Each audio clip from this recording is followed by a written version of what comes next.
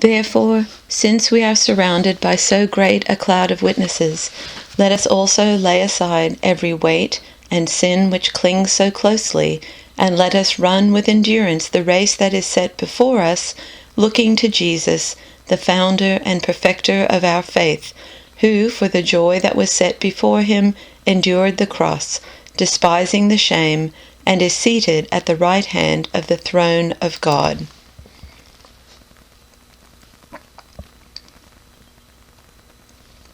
Therefore, since we are surrounded by so great a cloud of witnesses, let us also lay aside every weight and the sin that clings so closely, and let us run with perseverance the race that is set before us, looking to Jesus, the pioneer and perfecter of our faith, who, for the sake of the joy that was set before him, endured the cross, disregarding its shame, and has taken his seat at the right hand of the throne of God.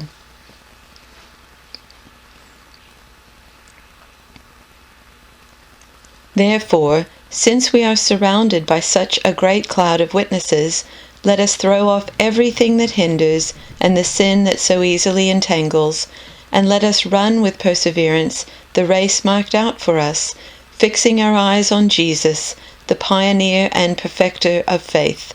For the joy set before him, he endured the cross, scorning its shame, and sat down at the right hand of the throne of God.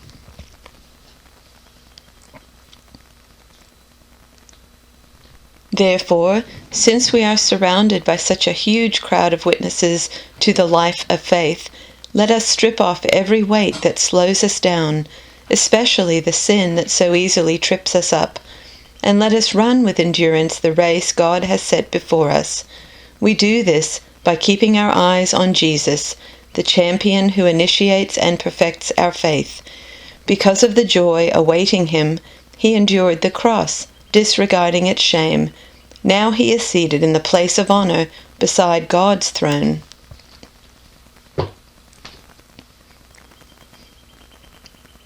Do you see what this means? All these pioneers who blazed the way, all these veterans cheering us on? It means we'd better get on with it. Strip down, start running, and never quit. No extra spiritual fat, no parasitic sins. Keep your eyes on Jesus, who both began and finished this race we're in.